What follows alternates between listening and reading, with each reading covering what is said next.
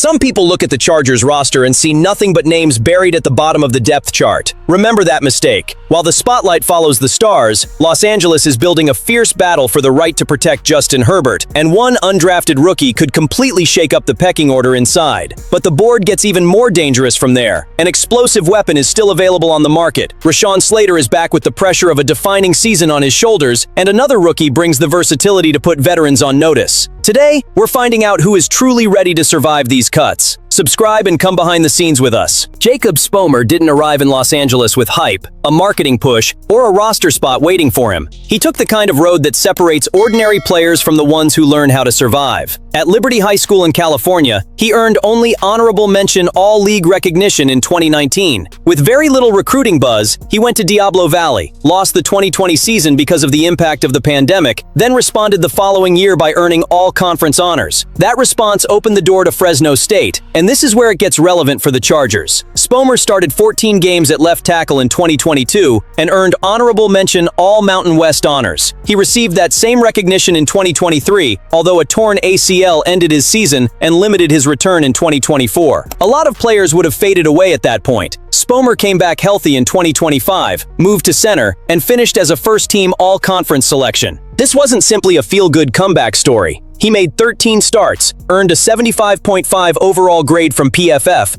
posted a 76.6 run blocking grade, and scored an impressive 81.5 in pass protection. Spomer allowed 0 sacks and surrendered only 8 pressures. Thomas Martinez specifically praised his explosiveness out of his stance, his ability to reach difficult targets, adjust while moving, and recognize twists and stunts without getting lost in traffic. For a player in his first full season at the position, that deserves real attention. He still has physical limitations. He's smaller than the preferred prototype at the position, and he'll have to prove he can handle the power of NFL interior defenders. But his relative athletic score was 8.22, placing him in the upper range among centers evaluated since 1987. The athletic tools are clearly there. So are the intelligence and a recent development curve that doesn't feel accidental. Now take a look at the roster. Tyler Biadasz is the established option. Josh Kaltenberger and Spomer complete the group of natural centers. Jake Slaughter can play there as well, but he's expected to compete at guard. That gives the undrafted rookie a narrow opening, but it's a real one. His 3-year contract guarantees him nothing beyond an opportunity to fight, and I love this kind of competition because a resume doesn't win the snap. If Spomer proves he can handle protections, move defenders in the running game, and survive the physical punishment of camp, he could force the coaching staff to find room for him. That wouldn't be charity for an underdog. It would be earned depth for an offensive line that cannot leave Herbert exposed again when the season gets tight. If the Chargers only want to fill out their receiver room, they can stop looking right now. Ladd McConkey already produces. Quentin Johnston brings size and explosiveness. Trey Harris adds another option, and the younger players keep the competition alive. But filling out a group isn't the same as putting fear into a defense. One available name could change the entire conversation: Tyreek Hill. This is where Los Angeles has to be aggressive without losing its mind. Miami released Hill in February while he was recovering from the serious leg injury that ended his 2025 season. His return timeline is still uncertain, and that uncertainty explains why a player with his resume remains available. This isn't the moment to hand out a blank check. It's the moment to make the call, examine every piece of medical information, and find out whether a rare opportunity has appeared to buy major upside at a controlled risk. The football fit is almost impossible to ignore. Mike McDaniel already knows how to move Hill around, free him from static coverage, and create space before Herbert even receives the ball. Nobody would need to invent a role from the ground up. McDaniel and Hill work together in Miami. They understand the language, the adjustments, and the concepts that turn speed into defensive panic. And don't reduce Hill to a receiver who only runs deep routes. That's the lazy way to read his game. He can line up outside, move into the slot, motion across the formation, and force the secondary to show its intentions. A horizontal threat can pull linebackers out of position. A safety backing up only a few steps creates space for McConkey to control the middle. Johnston gets more one-on-one chances. The tight ends find less crowded zones. Even the running game gets room to breathe when the defense can't compress the field. The version of Hill who could arrive in Los Angeles might not be the same one who terrorized the league at his peak. The injury matters. Age has to be part of the equation. Nobody should build an entire season around a recovery with no firm timeline. The Chargers wouldn't need to do that. A short-term contract filled with incentives and protections would let them wait on Hill's body without damaging the roster's future. And because he's already a free agent, no draft picks would leave the building. If the medical evaluations show encouraging signs, Los Angeles could offer him a reunion with McDaniel, passes from an elite quarterback, and a role built to maximize his speed. Other contenders could join the race, but very few would offer that combination. To me, ignoring the possibility would be passivity dressed up as caution. The Chargers have spent years trying to surround Herbert with protection, creativity, and explosiveness all at once. Hill could connect all three, even in a reduced role. The coaching staff doesn't need to believe in miracles. It needs to evaluate his recovery and set its price. If his body responds, this signing wouldn't just add another receiver to the roster. It would force every AFC opponent to redraw its defensive plan. And when there's a chance to create that kind of reaction without giving up draft capital, Los Angeles has an obligation to investigate every last medical detail. Tyreek Hill represents the swing that could lift this offense's ceiling. Rashawn Slater represents something more basic, and maybe even more important, the structure that keeps that ceiling from falling apart. When Slater is completely healthy, any conversation about the NFL's best left tackles has to include his name. Since arriving as a first-round pick in 2021, he has shown the technique, movement, and intelligence to neutralize dangerous pass rushers. His rookie season made that clear. Herbert gained a blindside protector capable of handling speed without panicking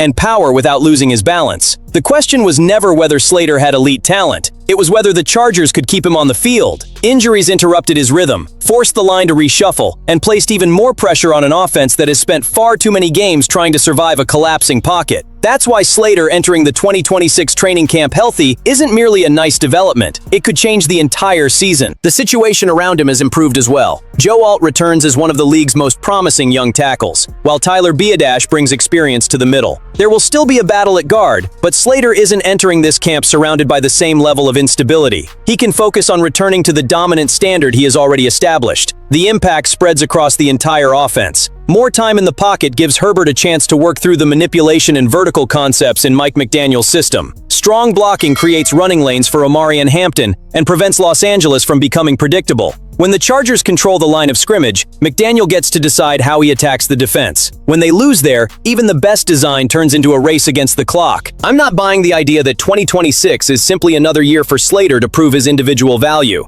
It's a test of how much the Chargers can demand from their complete offensive identity. He doesn't have to cover for every weakness. He needs to stay available and win with the consistency that made him a cornerstone. If that happens, Los Angeles will have two high-level tackles and the freedom to attack without asking Herbert to turn every broken snap into an act of heroism. Before this offense can have speed, creativity, and threats coming from every direction, it has to trust its own left side. The final piece of this offensive line didn't follow a clean path to get here, and that may be exactly what makes Alex Harkey so fascinating. He split his time between basketball and football in high school, playing defensive line and tight end. Harkey has admitted that he didn't truly become serious about football until his senior year. The result? He finished high school as a zero-star recruit, nowhere close to the traditional path of a future NFL player. At Tyler Junior College, he arrived as a tight end and appeared in only 4 games during the season played in the spring of 2021. Months later, he was playing offensive tackle for an offense that averaged 490.1 yards per game. Think about that transformation. Harkey wasn't just transferring schools, he was rebuilding his body, his understanding of the sport, and his entire identity on the field. Then came Colorado, where his playing time was limited.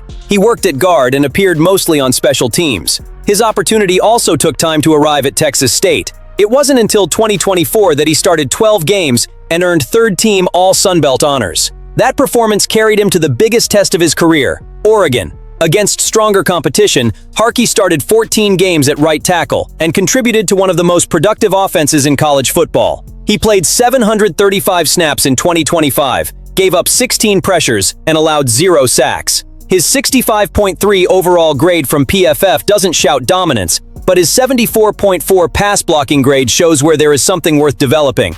Lance Zierlein evaluated Harkey as a player with the size, athletic ability, and experience to operate in either gap or zone schemes. His lack of arm length could move him inside to guard, where he'll still have to prove he has enough core strength to deal with heavier interior defenders. That's the real equation: tackle experience, the possibility of moving inside, and questions the NFL will test immediately.